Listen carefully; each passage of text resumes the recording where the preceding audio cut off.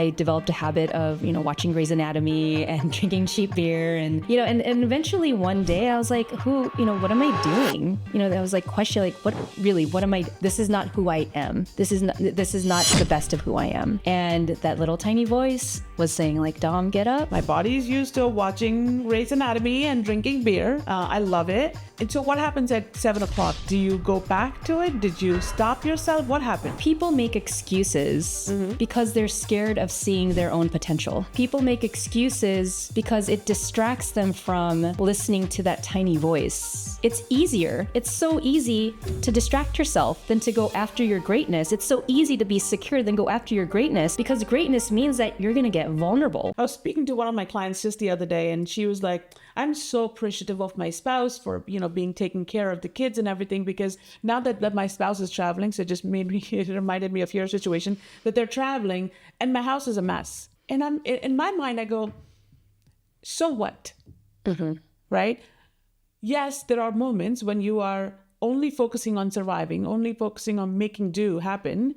So the kids are fed, people are clean, we're okay. And then the house can be a mess. But for a perfectionist, I'm not looking at her house, but she said it, because that's what that was, in our mind, that's in our thoughts, that's what again ends up causing the disruption in our head, the emotions, the anger, the frustration, and somehow it comes out. Did it come out for you? Yeah. Carol?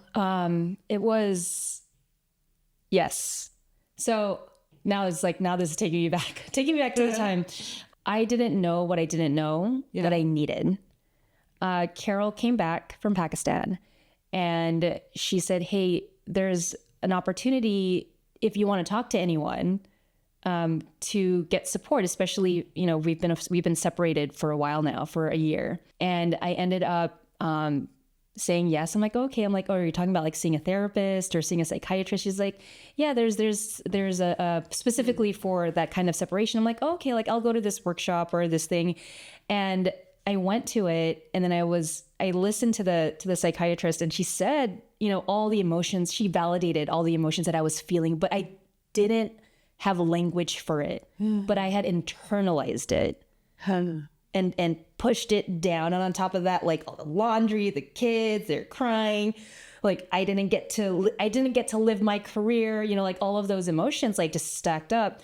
And when I went to this, to the psychiatrist, and I didn't even say anything, but I went into her office and I just like tears, like all of that emotion that I stacked for a year. And it wasn't even that year. Like when I think about it now, that was like decades. Yeah. Of just like trying to keep up and keep performing and keep staying at that level of excellence, right? But now I have like all this other responsibility. And what a great release. Like, and Carol, she saw it in me she's like, hey, like maybe this is something that will support you. So she knows, like she knew what to do to support me, and I didn't know because I'm just trying to like get everything done like all by myself. And so hopefully that answers the question. It does. And so again, I'm drawing another comparison, is that at the time when this is happening, sometimes we often actually blame our spouses for a lot of things. It probably isn't their fault. Only in the hindsight at a later stage, you actually, when you have gone through that, your own phase, you've grown up, you have evolved, you have sort of found yourself, if you will. You start to really appreciate, what your spouse has done for you. I did the same thing. At the time, I would be like, listen, you don't do this, cribbing and grabbing and everything. And then now, what a support, system that I have. And it only transforms when you become self-aware, when you start to see you, when you find you. So I'm going to take it back from parenthood to finding you. And I'm going to take it to the next question, which was, oh my God, this is so apt. Now, you said a little bit about security or greatness. Yeah. And you get to choose, right? So, and when I read it, I was like, oh yeah, you actually get to choose it. You get to decide. But then you get to decide, and yet I know a lot of people who will say, I'm submitting to security. I'm not choosing my greatness, because choosing greatness is a risk. I'm submitting to my security, but I'm going to constantly complain about it. I'm going to stay in vain. Talk to me a little bit about how does that work for you? How do you feel about this bit? Yeah.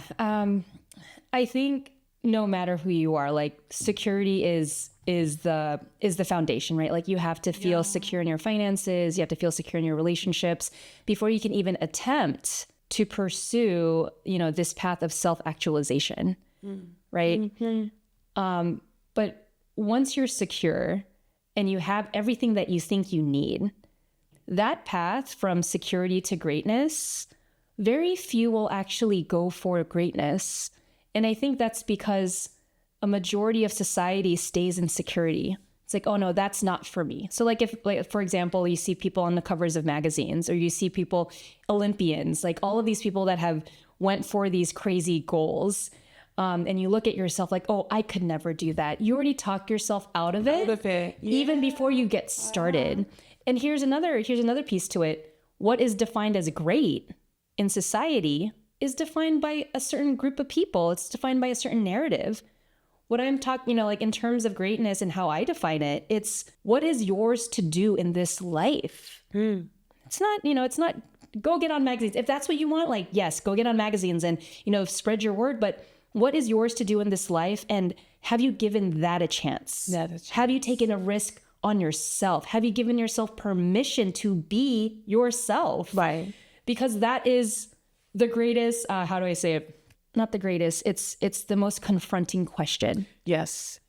Because when you get to a certain age, and I've spoken to people in their 60s, 70s, 80s, and they tell me like, oh, I wish I had done. Yeah. Oh, if only I had made a different decision. And so you start to hear these stories of regret. And like, I would hear that as a younger person. I was like, what are the things that I've always wanted to do? And how can I just go for them with no judgment on myself? So the question of, security or greatness, it's like, well, how do you want to remember your life when you're looking back on it? Did you go travel? Did you go, learn the piano at 35? Did you go do all the things that you wish you had done? Yeah. And then if you didn't, that's on you. That's your responsibility. You can't blame anyone else except yourself. That's it. And yes, there's a lot more complainers than there are folks that are reaching for these bigger goals. But there's also, it just depends on where your energy is at, right? Like, I've been around a lot, like even in these great institutions, there's still people that are unhappy no matter what they get. They're always unhappy. Is it my job to change them? No. But it's my job to be as joyful of a person as I can, even with what I have. And I think having that starting point at least puts you in the direction of choosing something great for yourself. Oh, fair. Absolutely. I think, again, to your point, right? Like it's not my responsibility to pull you out of it. But in some cases, it's my job. It becomes not a job. It's more like you kind of see it. You want to bring that awareness. You want to tell the person to say, hey, look, are you really complaining? You're probably complaining. And you may want to just kind of go back and check in with yourself to say, are you really, is it everybody else's fault but yours? And then, the questions that you added in your chapters and, these are the ones that actually make you go back and say, these are the quick questions to kind of go back and ask, am I complaining or am I really becoming? Or can I, follow my greatness? Can I travel where I want to travel? Can I do what I want to do as opposed to just complaining and saying it's somebody else's fault? But no, it's great. So again, going back to that security, do you choose greatness or security? Everybody goes through a moment, right? A moment in time where you kind of make that decision. We call this a turning point, right? We all have it. You had it too. And you actually called that out in your book. What was interesting about this piece was you said, and I wrote it down after this, that turning point in California, when you said that tiny voice. Why was this tiny voice so loud that you almost had to accept that you're choosing your greatness? What was there? Yeah, I think, and as you can imagine, for all the first-time parents out there, your first couple of years of being a parent, it's so hard. And all you want to do is, when you do have a moment to yourself, is just veg out, right? Because you're just so exhausted. And I remember specifically when Carol was away, I developed a habit of, watching Grey's Anatomy and drinking cheap beer. And, and eventually one day I was like, what am I doing? I was like questioning, what am I, this is not who I am. This is not the best of who I am.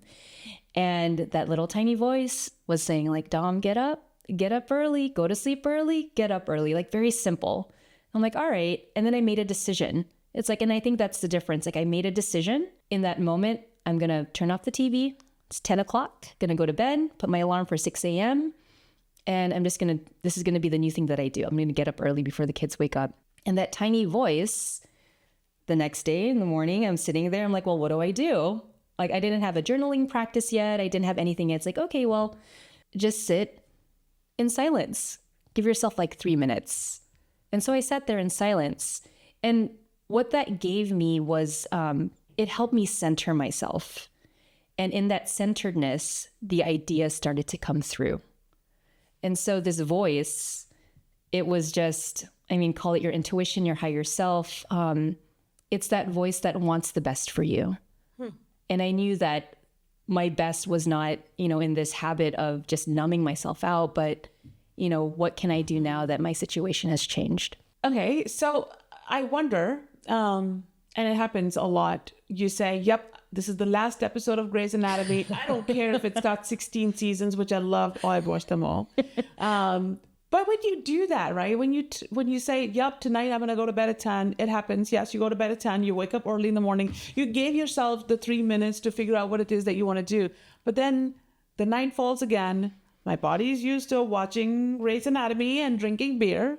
I love it. And so what happens at 7 o'clock? Do you go back to it? Did you stop yourself? What happened there? So that day that I woke up early, again, listening to the voice, Yeah. like now you're going to get it, was like, what's going on inside Dom's head? Instead of my normal, like what I would do during the day and kind of just, scroll on my phone or just distract myself, I was being called to go to Barnes & Noble. And I went to the bookstore. Oh. And I saw, Tony Robbins on the front of a magazine. And it was funny because Carol, she would listen to Tony Robbins in the evenings when we were still physically together. And I was like, what is this raspy voice that you're listening to? I'm like, Yeah, and I was he has that voice, right? Kind of so annoyed. And I'm like, oh, like, can you just turn it off? Because I can't sleep. Yeah. And then so I saw Tony Robbins, and it was as if like Carol was sending me a message like through the ethers, like, hey Dom, like here's Tony Robbins. And so I grabbed this magazine, and it's Success magazine, paid $6 for it.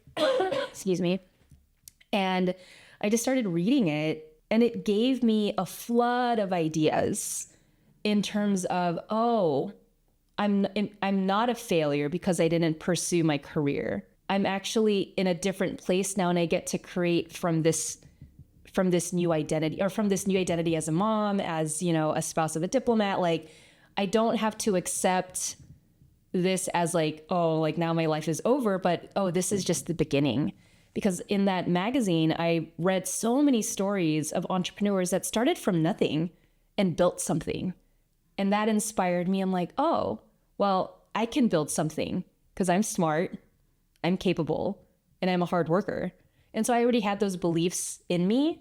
And now I'm on a different trajectory because I'm telling myself a different story, and I'm feeling better because like, it's not just me. So did you ever go back and watch Grey's Anatomy? No, that was over. You're right. So I did watch Grey's Anatomy again, but it wasn't, it was no longer my go-to habit because I realized like, there's so much more value in me sleeping early and waking up early and having that hour in the morning before the kids woke up. Yeah. Like I just got addicted to that. And I'm like, let me get addicted to my own, it's so funny, to my own silence, because that's what I needed. I didn't need more. Like I didn't need to consume more. What I needed was space to think and space to breathe and space to be, because especially as a mom, like you're on all the time, right? And so like giving yourself that space is such a gift. It's, it's such a gift to give yourself. And it's all that that emotions that you, like you said, right? You were pushing it down. It sounds, of course, with any kind of entertainment. Not that I'm saying entertainment is bad. Entertainment is good. I love it.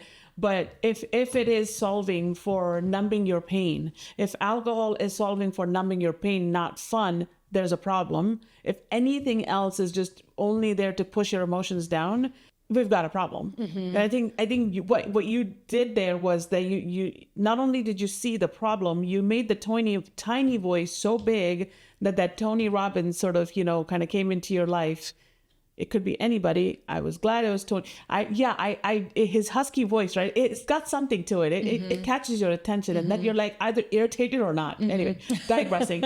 But I think that tiny voice sort of, it made it big. It sounds like. And I wanted to sort of have my listeners hear it because, again, you're a creature of habit. We all are. And if it is 8 o'clock TV time, it's going to be 8 o'clock TV time next day. It all depends on how that tiny voice and that silence, how much precedence we give it in order for us to then not sit. In fact, I think what you're doing in here is that you're not fighting TV watching time. You're literally on to the next adventure. You just picked your next adventure. I think that's what happened here, right? Yeah. You think? Absolutely. And TV maybe this is going to help the listeners. I remember specifically in 8th grade, I was a huge fan of Dawson's Creek and Buffy the Vampire Slayer. Had my VHS. I would always record the shows because I was just obsessed with it. And I made a decision one night, and I'm like, you know what? I'm about to go into high school. I don't want to be a TV watcher.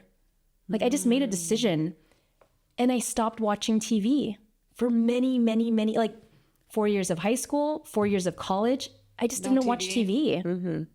Yeah. And it wasn't until that moment when I was so overwhelmed that I went to TV because it was a way to decompress. Correct. And, for those of you that have a TV watching habit, ask yourself, is this helping me grow? Is this keeping me distracted? Is this supporting who I want to become? And if you know that you're meant for more, take TV out for a night or two. You don't have to watch it every night just because everyone else around you is asking, hey, did you just watch the new show? Yeah. Even Carol and I, we're in conversation and someone's like, hey, did you watch that, Netflix show? We're like, and, we haven't been back to the States for so long. It's like, oh, sorry, we don't watch TV, and it's a thing that we kind of we not that we're ashamed of it, but it was we don't have a point of connection in that way with others. Yeah. So, and that's and that's just who we are. And I think our kids also think we're weird because we don't watch a lot of TV. And I'm like, there's a reason for it, girls. We want you to be with yourselves, be with books, be with your creativity. And so I cultivate a lot of that in the house. Yeah, absolutely. And I think job well done because, it's amazing. And not watching TV and staying away from it and actually making something well worth. And let's get into that, right? Let's get into exactly that. So not TV, maybe people, and then came the books in your life. In your book, you sort of divvy up your time between people and getting value from people and get value from books. Tell me a little bit about that balance or even that endeavor. Yeah. I think after you graduate from school, from formal schooling, you're responsible for your education, your life's education, and you get to pick the curriculum. It could be whatever you want. And what I love about books is that I can pick up any topic from any century and learn about it and learn from the perspective of this person. And it's just, it's, again, voracious learner. It's available to me. And the books at that time when I was learning, it was all about defining success, defining your happiness. And I was in that moment. I was in that pivot moment. Well, if I'm not working for this big company or this big institution, then what's going to make me happy? Yeah. And even having the privilege to ask that question, right?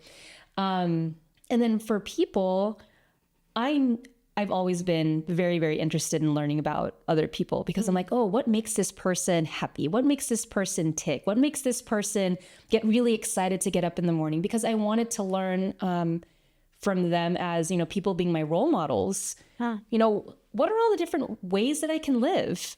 And what's resonating with me? And so I think at that time, it was just, I was, again, didn't know what path to follow. And so I used books and people's stories as a way to gather enough information to make a good decision about, can I see myself in these people's stories? Is this a path that I want to move forward in? And books and people, and now, YouTube channels and podcasts, like we now have the option of choosing and picking who are going to be our mentors or guides, especially if we're in that pivot moment.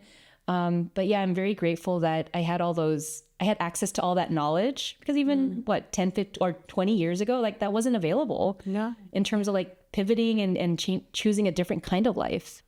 Yeah. It's again, like you said at the beginning, right? It's a great, country to be in, great environment to be in. It's where, you can actually learn if you choose to, and really grow. What a growth, right? I want to get into the growth, and I'm actually looking at my question. I'm cheating a little bit because I wanted to make sure that I touch this one, is that when we say, I want to grow, we also come back, busy parents mainly. I hear that a lot. I hear that from kids too, that I don't have a lot of time, right? Yeah, I don't have a lot of time. And yet, your average screen time is 5 hours daily.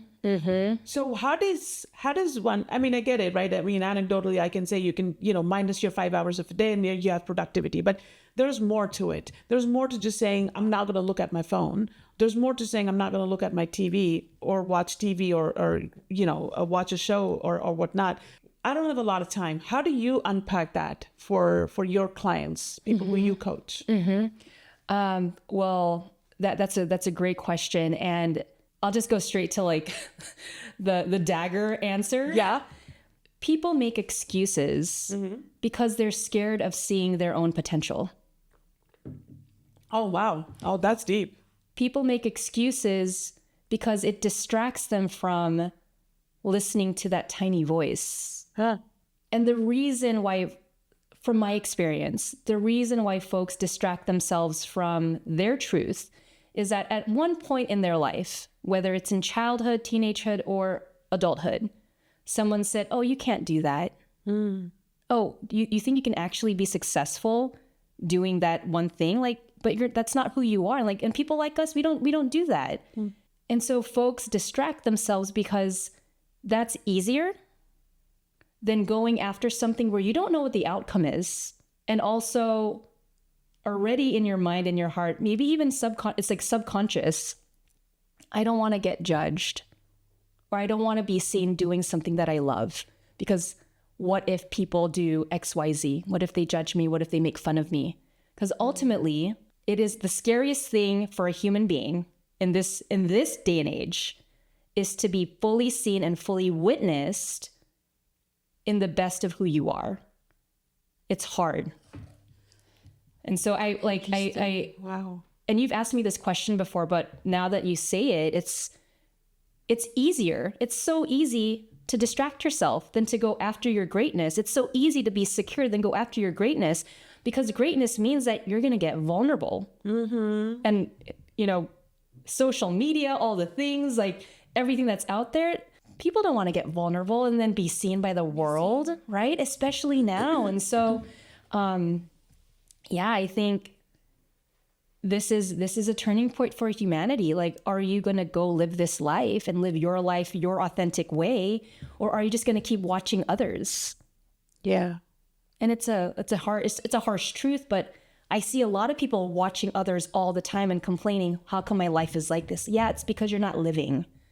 Right. Go choose the life that you want to live and go after it. Go make mistakes. Right. Go experience. Like, that's what being human is. It's not a perfect produced, it's not a perfect production. It's absolutely imperfect. It is, isn't it? Yeah, it is. It's beautiful that way, though. Yeah. Absolutely. Yeah. I asked my client one time, I said, well, is there a thing called, so this person, consistently strives for perfection. You've recovered from it, but this person is, I'm only going to take the next gig if it is going to give me X, Y, Z, and 1, 2, 3 things. So it's a whole list.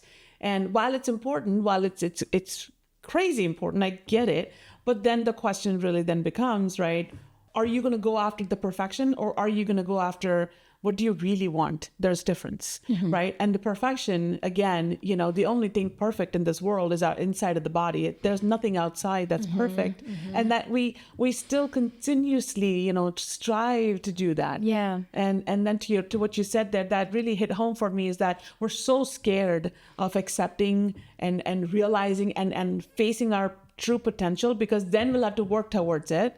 Right? Then we'll have to really kind of go and come to terms with it. Again, to your point, accepting to your greatness or sulking in safety. It's a choice. And then the more we become clear about, this is my greatness, this is who I can become. And I've decided not to do that. I've decided not to take that job because I'm scared of, and I don't want to be seen that I'm scared. Yeah, there it is. Exactly. Oh boy. Because we're adults and we have to have we have to have it all together all the time. But the reality is we don't have it all together all the time. And you being in your vulnerability actually frees you and liberates you from everything else. It's like once you let go of all that, then you really get to be yourself, and you really get to have the friendships that you deserve. You really get to have the relationships that you need at this stage in your life, right? Like there's no more performance. Once you step out of security, you don't have to perform anymore and dance to the beat of someone else's song. Like you get to really create your own life. And that's how many people, I mean, like in at this point in my life, like when I think about all the people I've met after becoming an entrepreneur, how many people do I now know that are dancing to the beat of their own drum? Tons. Right. Because they said yes to it. They said yes to it. And I also want to caveat this security versus greatness. It's not black and white. You can still have your security and you can still also pursue greatness. It's just the degree in which you live your life. Like, be the DJ of your own life. Oh, right? I love that. Yeah. One of my food coaches from back in the day, she's like, be the DJ of your own life. Sometimes you'll have to turn up the volume in parent mode and then lower the volume in your career and in your ambitions or your health goals or your you can't always have everything loud because it's cacophony, right? If you were to be a true DJ and blast everything, then it's too noisy. And so whoever's listening, this is for you. Listen to your voice. Clear the space from everyone else's voice. Listen to your own voice and go take the next right step. Just one step. It's not 10 steps. It's just one step. And then to trust the process, because this is a process. The becoming is a process. It's not you're going to become one in one day. It's a process. Yeah. But again, saying yes to your greatness, being not afraid of your greatness or your true potential. Oh my God, that's such a fear in many people I know. Very closely too. It's such a fear. It was a fear in me too for a long time. I didn't want to, right? I mean, here I am. I got my certification to work as a coach. Didn't do it for a few years because I was afraid. Now I can say I was afraid. At that time, I had thousands of excuses and I was too busy for it. Yeah, welcome to the club. I know, right? It's amazing. I want to wrap this episode by I chose to sort of read this out from your book. And I'm going to just read the last sentence to then let you sort of give me a little bit. I decided to write a different story about who I am and what I can do in my life. This obviously is a whole paragraph and it goes into a lot of, I'm not a prisoner of, somebody else's, choosing. I decided to live free. I went with it with the full force, and I'm now summing your paragraph because it was profound. It really resonated because I think there was a lot about my story with it, and I could, you can tell. And then we spoke about this, right? There was a lot of things that I felt from your story. It's like yes, and yes, and again, I decided to write a different story about who I am and what I can do in my life. Tell me what that means for you. Oh, so good. And thank you for reflecting that. I just get to be Dom. I get to be myself in every aspect of my life. I get to show up authentically. I'm not putting a mask on to please someone. This is what you get what you see. Yeah. And some, because, being my friend or, being acquainted with me, like, I'm going to take you on a journey to your potential. Like, that's the purpose of my life. Like, how can I keep growing, keep building, and keep sharing with other folks that this is also in you. You're like, what I'm feeling, you also have it. We just have to access it and tap more into it. And so, the life that I get to live now is a life of being more free to be myself and being more proud to be myself. Like, even just saying that, I'm like, oh, that's so light. That's so light. It's so light, and it's available to everyone if we choose it. And that's what I want for folks. Like, that's the only reason why I do this work. It's because I want folks to wake up to their own unique, authentic story that they're meant out to live. But you have to write it for yourself. You have to create it and build it. And, you can integrate your past, but the past doesn't determine your future. Those are just that happened.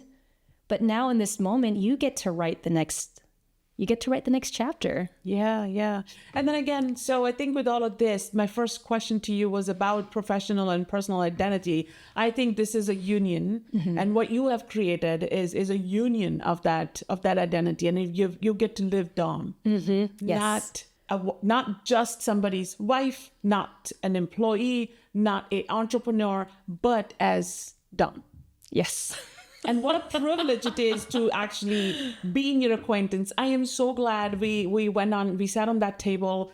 We did this. We're like, we're going to talk. Yeah. And I have a friend of life for life in here. I truly believe it. I know it because I think every time we speak, I don't think we want to stop, which is amazing. I love that. We both, have such beautiful stories to share. Yeah. And I think my next episode I want to do with you, I want to do it on spirituality. I think we're going to love that one. That's going to be so exciting. I can't wait. Next level. Awesome. Yeah. All right. So before I wrap up today, I want to know, and this is something that I want to do with all my episodes, is that if you got an aha moment out of today, and if I got an aha moment out of today, and if my audience got an aha moment out of today, then this is a successful episode. So with that, I'm going to ask you, what's your aha moment? Is there one? There is. Every time I sit down with another soul and we get to exchange energy, I just want to reflect this back to you, Arushi. You are such a light. Yes, I'm crying a little bit. And to continue the depth of this journey, because you're going to uncover and discover so many things about you, and we're going to come back around, and it's just like the friendship gets deeper. Yeah. And so I've only known you a few months, but already like there's that deep connection. Yeah.